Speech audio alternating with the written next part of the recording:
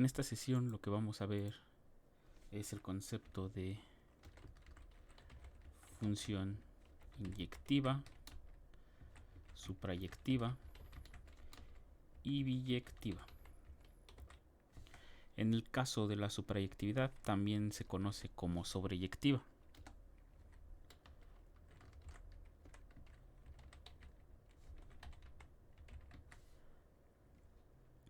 Estos tres conceptos son propiedades que pueden cumplir las funciones. En general, no toda función inyectiva tiene por qué ser suprayectiva y viceversa, no toda función suprayectiva tiene por qué ser inyectiva.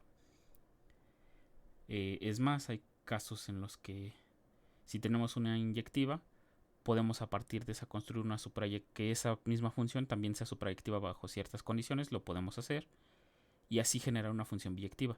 La única que tiene relación con las dos anteriores directa es la biyectividad, pues una función no puede ser biyectiva si no es tanto inyectiva como suprayectiva. A grandes rasgos esa es la definición correcta de inyectividad. Entonces, ¿qué es lo que nosotros vamos a ver? Bueno, primero empecemos con las funciones inyectivas. Antes de eso, déjenme decir con quién voy a estar trabajando. Sea f una función que va de a en b. No tiene ninguna restricción, lo único que sabemos es que es una función. Cumple la definición que ya vimos para función, las características de hablar de que a cada elemento del dominio solo le corresponde uno del contradominio. Entonces vamos a hablar, ahora sí, de lo que es inyectividad. Formalmente lo voy a poner. Se dice que f es inyectiva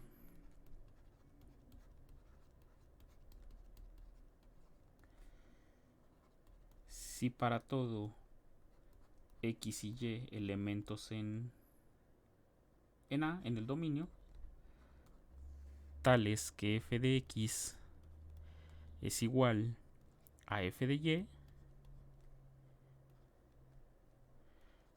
entonces no va a quedar de otra, el x tiene que ser exactamente igual al y. Esto es lo que vamos a tomar como definición de función inyectiva. Ahora, voy a poner la contrapuesta de cuando una función no es inyectiva.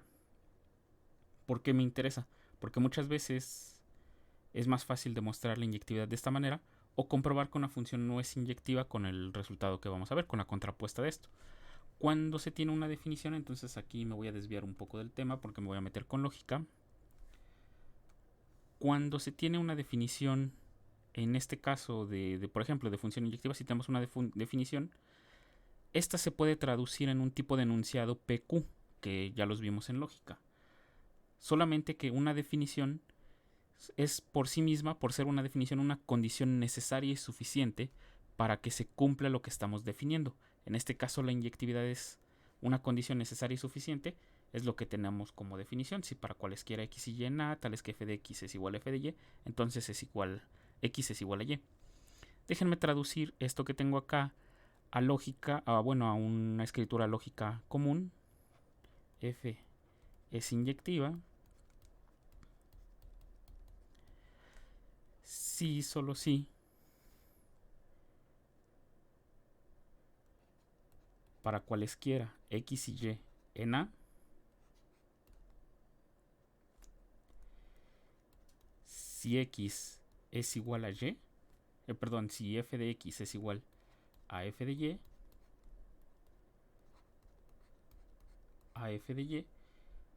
entonces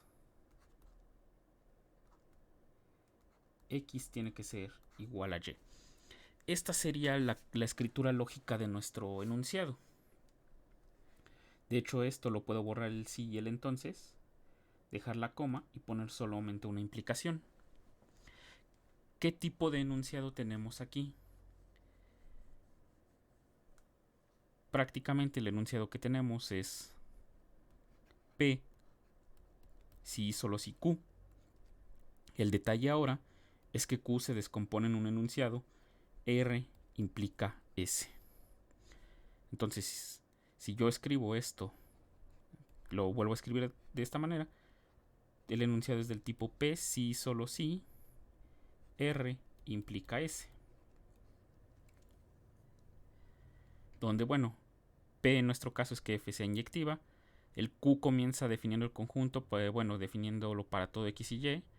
Aquí me faltaría poner esta parte para todo X y Y, que lo dejo, no lo pongo porque lo pongo dentro de Q. Y junto se le pone un R implica S. Entonces, ¿cómo negamos esta situación? Bueno, pues como es un sí, solo sí, no nos queda de otra. La negación es no P, sí, solo sí, no Q. Les digo, quiero sacar la definición de cuándo una función no es inyectiva y va a ser consecuencia del enunciado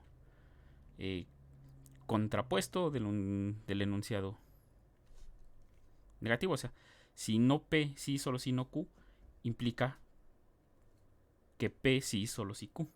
Espero que esa parte se entienda.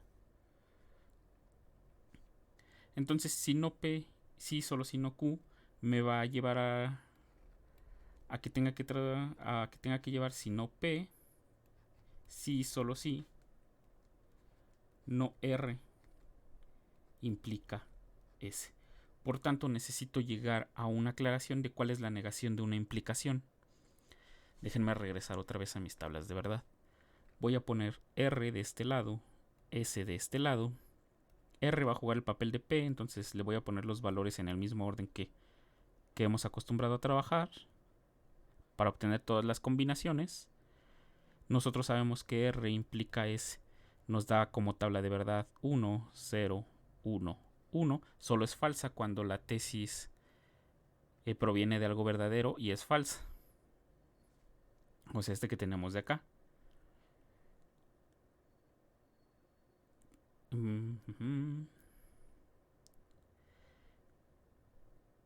Y entonces lo que queremos es calcular no R implica S. La forma fácil pues es negar esto. Nos va a quedar con valores 0, 1, 0, 0. Pero esta tabla de verdad de no R implica S realmente no me dice nada. Entonces yo tendría que encontrar operaciones lógicas entre R y S que me den como resultado el no R implica S. O sea, esto mismo, 0, 1, 0, 0. Necesito encontrar qué operaciones yo puedo aplicar entre R y S para que me den esta misma tabla de verdad. ¿Qué operaciones son? Bueno, como ya he trabajado con ellas, pues prácticamente es de memoria, que es R y no S. Veamos quién es R y no S. Primero pongo R de este lado, 1, 1, 0, 0. Luego aquí pongo no S y es 0, 1, 0, 1. Y al final pongo R y no S. Ay, perdonen aquí. R y no S. R y no S, entonces me da 1, 1 y 0, pues me da 0. 1 y 1 me da 1. 0 y 0 me da 0. 0 y 1 me da 0.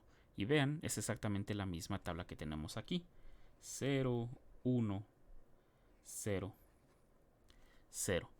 O sea, que si quiero demostrar no P, sí, solo sí, no R implica S, tengo que demostrar, o bueno, tengo que dar el enunciado con no P, sí, solo sí, R y no S. Entonces, esta es la forma en que vamos a negar nuestra definición de cuando una función se dice que es inyectiva.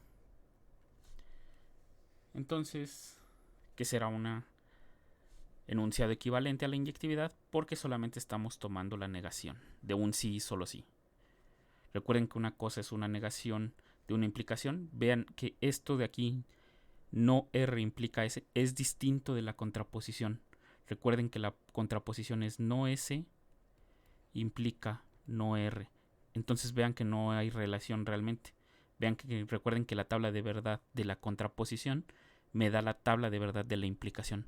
Entonces esto que tengo aquí arriba es distinto de lo que tengo abajo.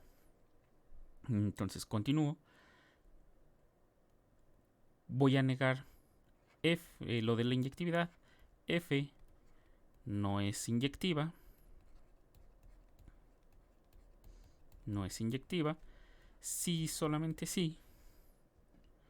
Aquí tengo que considerar el para todo X y Y en A, porque este para todo, este conjunto, este cuantificador junto con el conjunto del universo con el que estoy trabajando, pertenecen formalmente a Q y no son hipótesis ni de R ni de S. O sea, no pertenecen ni a R ni a S, son otra entidad aparte. Por eso, bueno, le pongo esta coma y acá realmente el R implica S, solamente es el f de X igual a f de Y, implica X igual a Y. Entonces tengo que negar el Q. En este caso tengo que negar este cuantificador de para todo. ¿Cómo niego un cuantificador de para todo? Con existencia. Si solo si existe elementos X y Y en A, tales que ¿qué? Bueno, según lo que tengo arriba, tengo que poner la hipótesis R. En este caso mi hipótesis es que f de X es igual a Y. F de X es igual a f de Y. No se niega. Y tengo que negar el S, o sea, sería la negación de S. ¿Quién juega el papel de S en este lugar? X igual a Y. La negación de eso, pues, es X es distinto de Y. ¿Y qué operación lógica tengo que utilizar? Pues es un I, según la tabla de verdad que estoy obteniendo aquí arriba. Entonces esta es otra forma de ver cuando algo no es inyectivo, que nos permite también hacer una comprobación. Si yo quiero, si me resulta, si en mi intuición me dice que la función que quiero comprobar no es inyectiva, pues una forma de comprobarlo es tratando de buscar estos dos elementos que sean distintos, pero su imagen sea exactamente la misma. Entonces, bueno, ya que entré en detalle con la definición y cuando una función no es inyectiva, pues sería conveniente ver algunos ejemplos. Siempre es conveniente. Vamos a empezar por unas funciones fáciles, una sencilla. Vamos a buscar esta función. Déjenme separar aquí con un dash. Creo que es control L. Ahí. No. Perdonen. Es control shift L, me parece. Uy, no. Perdonen, creí que ya me había aprendido los atajos, pero no. Draw line. Entonces voy a hacer ejemplos y vamos primero con uno simple. Sea X un conjunto no vacío.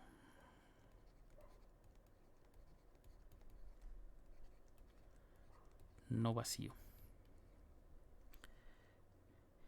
F, bueno, ID,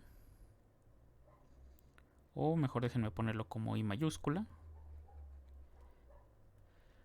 Una función que va de X en X. Su dominio es X, su contradominio es el mismo X, tal que para todo X en X, o bueno, para no estarnos confundiendo porque luego se me olvida ponerle las mayúsculas las barras, para todo Z en X, y de X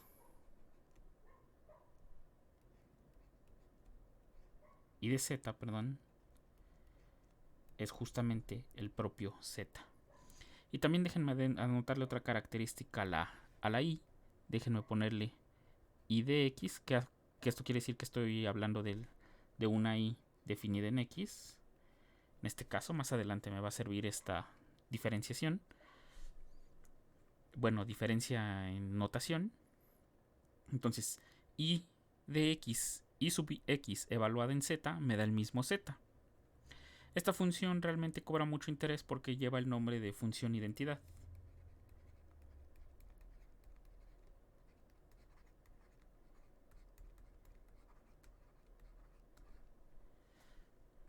Porque prácticamente no varía ningún elemento del conjunto, todos los deja igual. De hecho, es una justificación para lo que voy a mencionar más adelante de otro ejemplo a continuación de este que también es inyectivo. Bueno, dependiendo de la identidad, pero no, de hecho sí es inyectivo, pero nos sirve para definir otra función que es a veces un truco que viene en los libros, que se trata de reducir un poco el dominio, que se les conoce como funciones de restricción y que nos ayudan en algunas tareas y no es otra cosa más que trabajar con la identidad en un subconjunto. Ahorita lo veremos. Entonces, y de x es igual a z. Vamos a ponerlo como una proposición. Y de x es inyectiva. ¿Cómo demuestro yo que algo es inyectivo? Aquí yo ya sé esta que es inyectiva. ¿Cómo demuestro o cómo compruebo que algo es inyectivo si yo tengo la certeza ya de esto? Bueno, no me queda de otra. Tengo que dar dos elementos que cumplan la hipótesis de la definición. Recordemos cuál es la definición. Bueno, la hipótesis van a ser elementos X y Y que coinciden en la imagen y me debe de implicar que esos elementos son exactamente el mismo. Lo dije rápido, perdonen ahí, pero pues ahorita se va a entender. Como es para cualesquiera X y Y en el dominio, en este caso el propio X, sean Z1, Z2 en el dominio, que en este caso es el mismo X. En general se les pone arbitrarios, yo casi no utilizo esa palabra porque pues si aquí ya le estoy diciendo que sean Z1 y Z2 en X, pues sin ninguna descripción en particular, pues ya de entrada puedo decir que son arbitrarios. No les estoy asociando ninguna propiedad a Z1 ni a Z2 pertenecientes a X. Solamente es esto. Entonces doy dos elementos arbitrarios en X. Les llamo Z1 y Z2. Tales que deben de cumplir. Entonces no eran tan arbitrarios y tienen una característica, pero es una característica que los relaciona a ellos. Y X de Z1 es exactamente igual a I X de Z2. ¿Aquí qué estoy haciendo? Bien, estoy dando dos elementos que cumplen la hipótesis.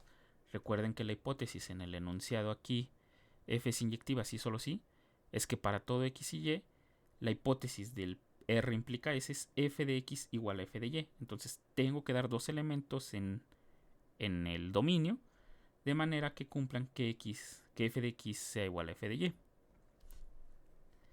Ahora, esto por definición de la... Lo voy a poner aquí por definición de I, que es esto que tengo acá arriba. Y X de Z1 es igual a Z1 y eso tiene que ser igual con IX de Z2, pero IX de Z2 es Z2. O sea que de aquí inmediatamente llegué a la tesis que tenía en mi definición, o sea la S. X tiene que ser igual a Y. En este caso, Z1 es igual a Z2 por la propia definición de la identidad.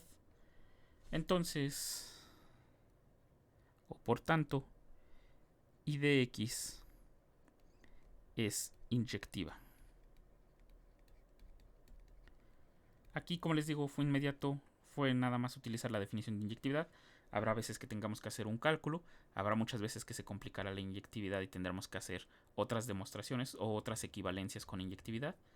Pasa mucho en las estructuras algebraicas, por ejemplo en espacios vectoriales, grupos y anillos. Demostrar la inyectividad muchas veces es equivalente a una condición donde se involucra el cero, que de momento no se las digo, pero bueno, esto a veces es más complicado que ese tipo de condiciones. Cuando trabajamos con conjuntos generales, pues no nos queda de otra más que hacer esto que acabamos de poner en esta parte. Les comentaba que la identidad nos es útil para definir otras funciones. Por ejemplo, déjenme ponerlo de otro color. Miren, voy a usar este verde. Sea subconjunto de X, vamos a definir la función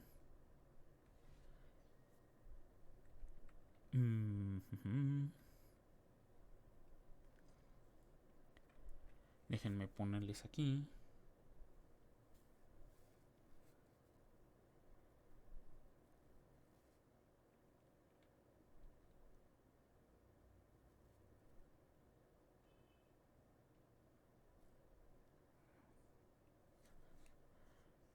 la función, déjenme recuerdo el nombre, se me fue el nombre, encaje. Perdonen, ahí no recordaba el nombre, perdonen. Entonces sea un subconjunto de X. Vamos a definir una función, vamos a llamarle E. Esto viene de encaje, que va de X, perdón, de A en X, así está correcto. Ahora sí, de A en X, tal que para todo A en A, E de A no es otra cosa más que I X A. O sea, es el mismo A. Esto de los encajes prácticamente lo van a ver muy seguido. No necesariamente tiene que ser aquí un subconjunto de A en X. Después verán otra forma de encajes que es prácticamente lo mismo que esto. Solamente que como aquí estoy trabajando en un mismo conjunto X, pues no cobra mucho interés. Pero aquí lo que me interesa de ver va a ser la siguiente proposición más general. Si f de X, si f que va de A en B, recuerden que esto es una función, es inyectiva,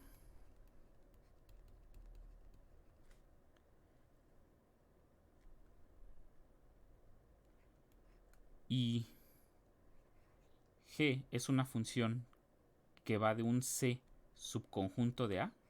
Esta es otra forma que van a encontrar en los libros, por ejemplo.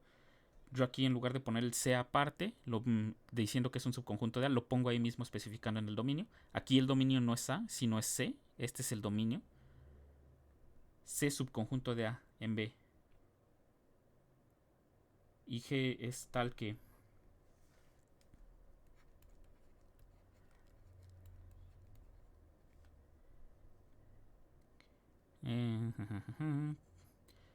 para todo X en C, G de C no es otra cosa más que F de C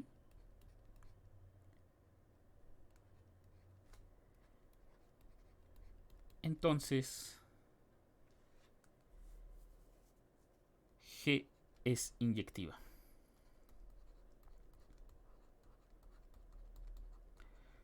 Un caso particular de esto pues es la función encaje, la que tengo arriba. En lugar de definirlo sobre todo el X, lo estoy definiendo sobre un subconjunto A, subconjunto de X, y pues lo estoy definiendo de la misma forma de la identidad. Esto que tenemos aquí se les conoce como restricción, pero bueno, déjenme demostrar esta proposición y ya les pongo la definición de qué es una función restricción. Entonces, queremos ver que G es inyectiva, pues no nos queda de otra. Sean C1, C2, miren, aquí les puse X y los estoy escribiendo con C, que bueno que aquí lo leí, con C en C, C1 y C2 en C. Tales que recuerden la definición que nos dice, pues como hipótesis debemos de pedir que G de C1, recuerden que aquí quien es inyectiva es F, quien queremos comprobar que es inyectiva es G. Entonces tenemos que poner la hipótesis a la que queremos comprobarle la inyectividad. Es igual a G de C2. Esto me implica por la definición de G de C, o sea, lo mismo que hice arriba, la definición de GC1, esto es F de C, F de C1 es igual a F de C2.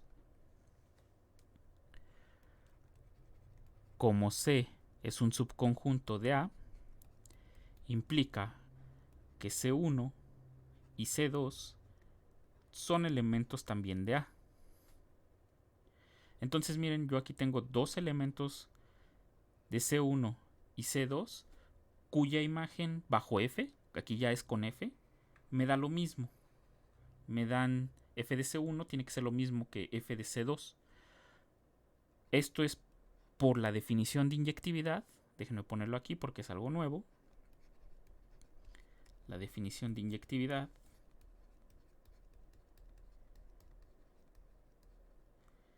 que C1 tiene que ser exactamente igual a C2. Miren, aquí uno se podría confundir que estoy usando lo que quiero demostrar. Yo quiero demostrar que G es inyectiva. Por tanto, tendría que demostrar que C1 es igual a C2 a partir de que G de C1 es igual a G de C2. Pero no, yo no lo estoy utilizando lo que quiero demostrar, porque yo tengo por hipótesis que F sí es inyectiva, la F. Por eso, en mi primera línea, lo que hice fue pasar de la G, llevármela al F, donde yo ya conozco que se cumple la propiedad de inyectividad. Por tanto, puedo garantizar que C1 es igual a C2. Entonces ahí sí podría causar eso un conflicto, si uno lo observa por primera vez, de que diría, no, pues es que estás utilizando lo que quieres demostrar. No. Estoy utilizando la inyectividad, la propiedad de inyectividad, pero sobre F, no sobre G. Sobre G yo no sé si es inyectiva o no. Pero gracias a que F ya es inyectiva, pude concluir que justamente también la G es inyectiva.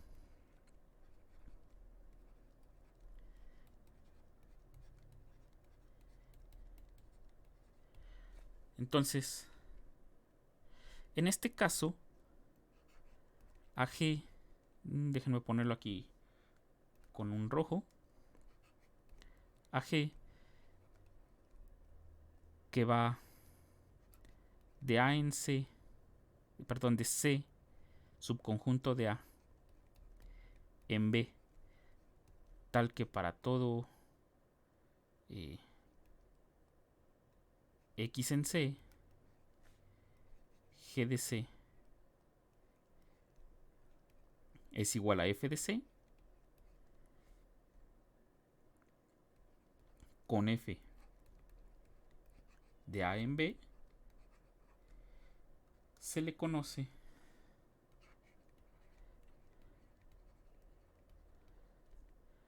como función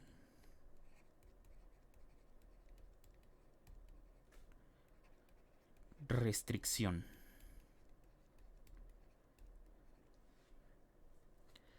¿Qué quiero decir como función restricción? Pues que ahora en lugar de tomar todo el dominio A, lo hago más pequeño, me quedo con un subconjunto C.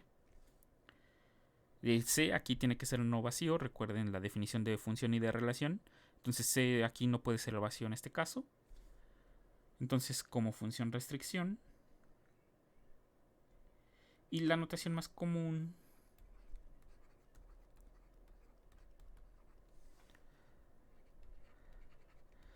va a ser F, una barra, y aquí ponemos al C.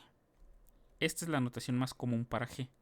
Así es como uno denota las funciones de restricción por lo regular, con una línea vertical y pone el subconjunto donde se está restringiendo ahora el dominio. En este caso la G ahora era sobre C, pues se pone el C en esta barra. Esa es la otra forma de denotarlo.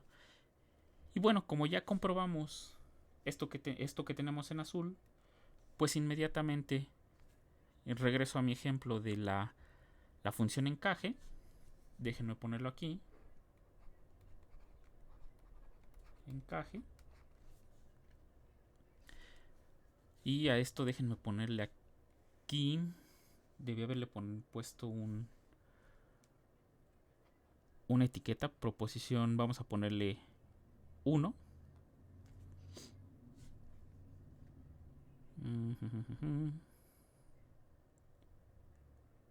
Proposición 1. Perdonen que ahí lo ponga en pequeño, es que se me olvida luego a veces hacer referencia cuando estoy escribiendo a mano. Entonces, ahora sí. Por la proposición 1,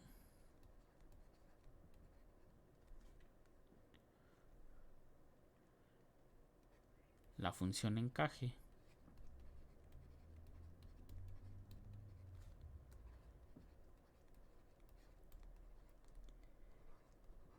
es inyectiva. Noten que la función encaje no es más que un caso particular de una restricción de la función, solamente que aquí se le llama encaje porque pues prácticamente estamos metiendo al conjunto A, al subconjunto A de X en el mismo X. Les digo, esto cobra más relevancia, sobre todo cuando uno está trabajando con estructuras algebraicas, aparecen funciones de este tipo, funciones de tipo encaje. Incluso algunos autores de libros a las funciones encaje les dicen a las que son las funciones inyectivas, por cierta conveniencia que les toman ahí, y adicionalmente le agregan otra propiedad que se conoce como densidad, como una función densa, pero eso es sobre todo en el contexto de análisis. Para el contexto algebraico solo nos interesa que tenga esta forma. Bien, la función encaje es inyectiva. Ese es otro ejemplo de una función inyectiva. Tenemos dos ejemplos de funciones que son inyectivas. Vamos a ver un tercer ejemplo de función inyectiva y luego vamos con los que no son inyectivos. Y para eso, ahora sí paso a otro color morado. Vamos a usar una función ya algo más... Va a ser simple, eso sí es cierto. Pero no va a ser tan simple como la identidad. Veamos. Sea f que va de los números reales en los números reales, tal que para cada x en R, f de x es igual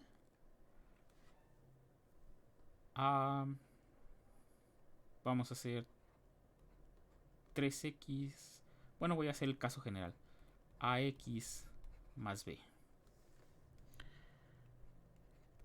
Con a y b, pues elementos en R. O sea, estos están fijos el a y b, son constantes. Vean, ¿cómo sé que son constantes? Pues porque no varían, no aparecen como argumentos de la función f. Todo lo que aparece dentro de los paréntesis en la regla de correspondencia se le conoce como argumento de la función.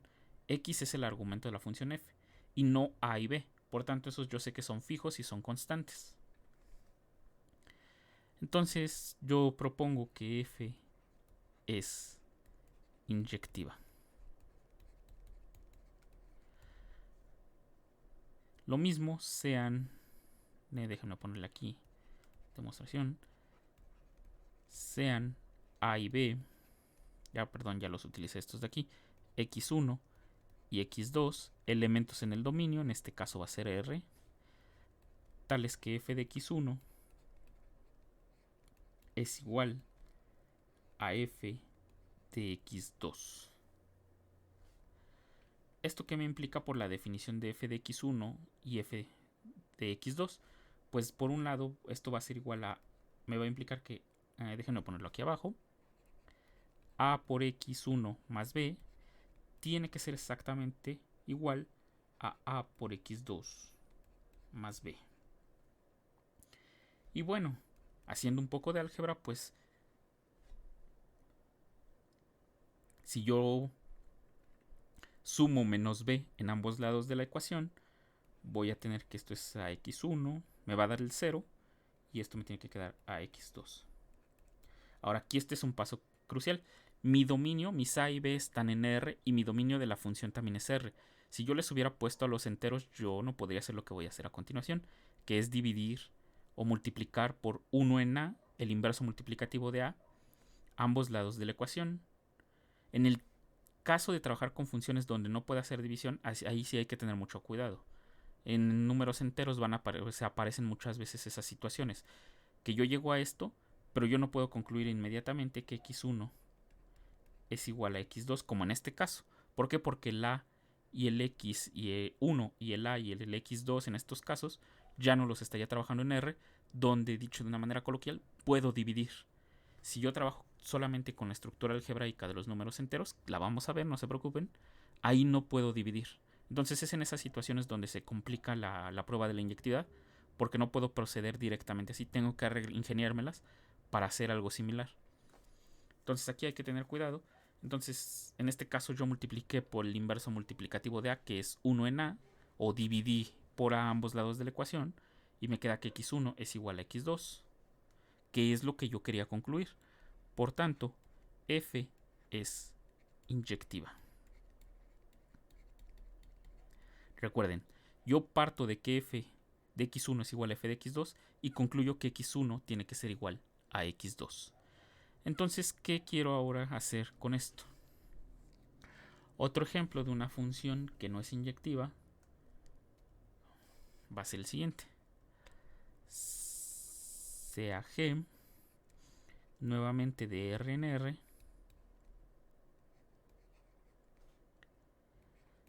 tal que para todo x en R, g de x tiene que ser igual a x cuadrada.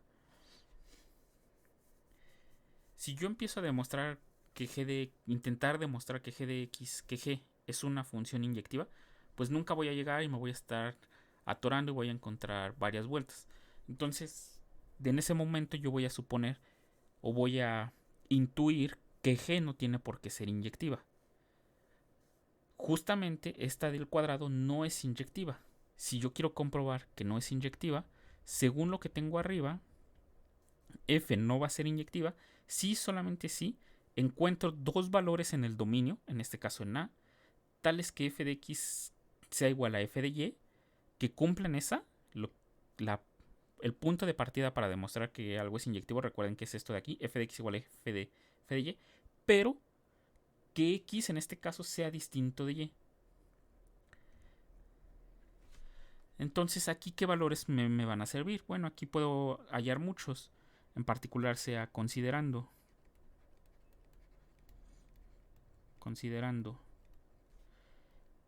x1 igual a 5, por ejemplo, y x2 igual a menos 5,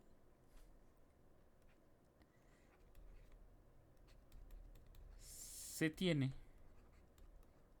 que, en primer lugar, x1 es distinto de x2. O sea que ya estoy cumpliendo una parte de la definición de no inyectiva. O sea, ya tengo x distinto de y.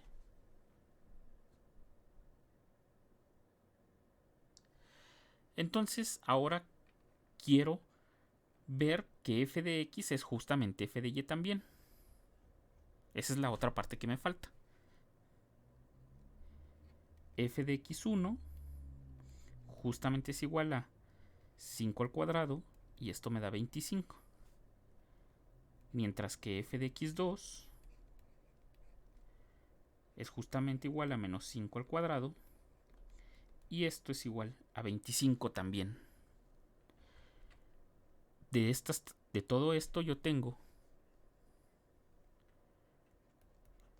que f de x1 es igual a f de x2. Y con lo que ya había concluido anteriormente por cómo eran x1 y x2, y x1 es distinto de x2.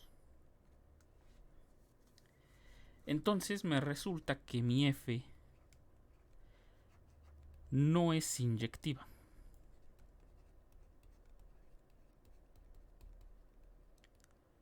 Lamentablemente la función del cuadrado, elevar al cuadrado, no me da algo inyectivo. Pero aquí viene la situación de por qué a veces es mucho mejor, porque a veces se hace el truco de considerar restricciones. Ay, perdón, aquí le puse f y es g. Miren, aquí me estaba equivocando. Aquí es g, aquí es g, aquí es g, aquí es g y aquí es g. Entonces, ahora sí. Considerando la restricción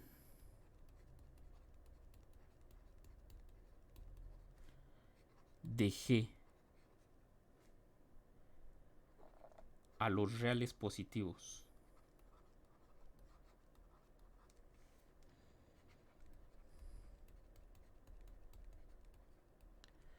junto con el 0,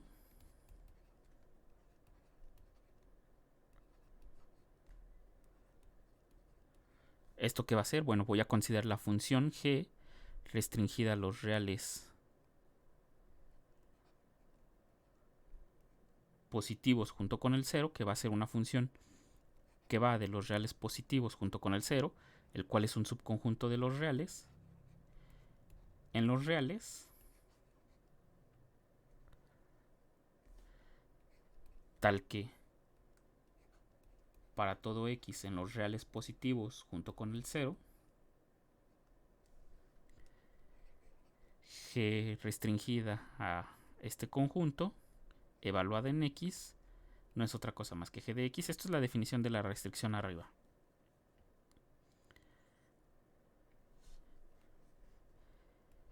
Es inyectiva.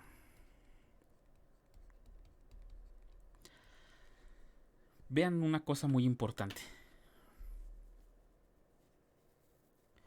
En este caso, la restricción sí va a resultar inyectiva, pero no puedo demostrarla utilizando la proposición que tengo aquí, la proposición 1. ¿Por qué?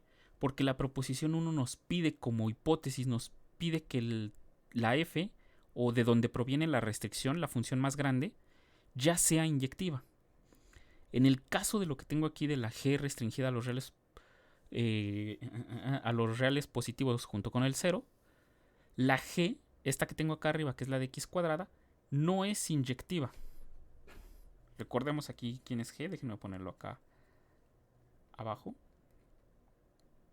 Esto es igual a x cuadrada.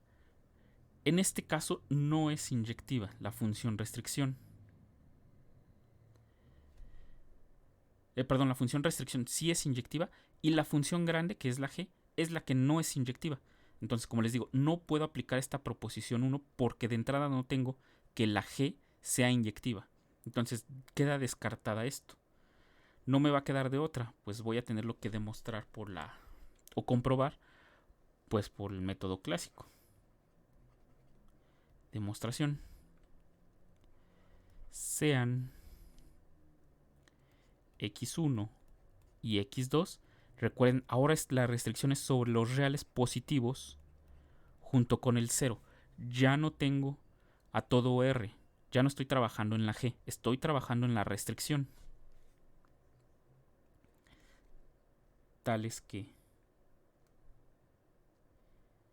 G restringida a donde queremos, evaluada en x1, es exactamente igual a G restringida, otra vez, a donde queremos, va evaluada en x2. Bueno, esto por la definición de la restricción me queda que G1 es exactamente igual a G2, a G de x2, perdón. Y bueno, esto por definición de la G, esto es x1 al cuadrado igual a x2 al cuadrado. Y aquí sí puedo aplicar el cálculo de la raíz cuadrada. Puedo calcular la raíz cuadrada en ambos lados de mi ecuación. Ahora, ¿por qué en la de arriba esto no me garantizaba la igualdad? Pues si ustedes recuerdan, la raíz cuadrada del cuadrado, esto no es x1, esto es el valor absoluto de x1, igual al valor absoluto de x2. Déjenme poner a un costado quién es el valor absoluto por si aún no lo han visto. Esto lo pongo aquí como una nota. El valor absoluto es una función que va de los reales en los reales positivos junto con el 0, de manera que para todo x en R, el valor absoluto de x se define de dos formas. Primero, va a dar igual a x en dado caso de que el x sea mayor o igual a 0. Y va a dar menos x en dado caso que el x sea estrictamente menor que 0. O sea, que nos da el mismo x si el x es positivo y hay que multiplicarlo por menos 1 si x es negativo. Por ejemplo, el valor absoluto de 5 es igual a 5. ¿Por qué? Porque x5 es mayor que 0, entonces tengo que aplicar la definición de arriba. El valor absoluto de menos 5 también es 5, pero aquí tengo que hacer un juego más interesante. Como menos 5 es menor que 0, o sea, lo que tengo abajo, tengo que hacer menos 5, y esto me da 5. Esta es la función valor absoluto. Tiene algunas propiedades interesantes que espero que estén viendo en cálculo.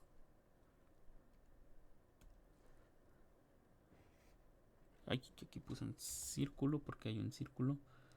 Draw. Aquí está. Perdón, déjenme poner esto aquí. Les digo, esto nada más es una nota de quién es el valor absoluto. Déjenme hacerlo un poco más pequeño.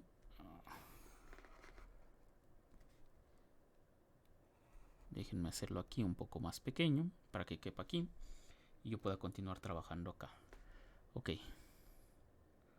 Entonces les decía que aquí, como es el valor absoluto, se me olvidó quitar el cuadrado. Entonces, por la definición de valor absoluto, recuerden, estamos trabajando en los reales positivos junto con el 0. El valor absoluto... le cambié de color, así. Ahora sí. El valor absoluto tiene dos definiciones, pero cuando los valores, en este caso de x, son mayores o iguales que 0, se pone el mismo x. En este caso, x1 y x2 pertenecen a los reales positivos junto con el 0. Recuerden que este es el conjunto de todos los x en R, tales que x es justamente mayor o igual que 0, que es lo que tengo la definición de arriba. Entonces aquí sí tendría inmediatamente que x1 es igual a x2. Por lo tanto,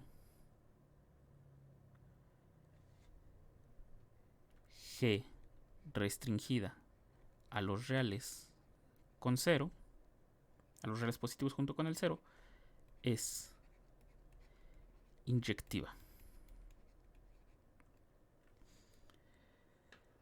Entonces, de momento, aquí le voy a dejar a parar con... Bueno, ya vimos que la función restricción es inyectiva.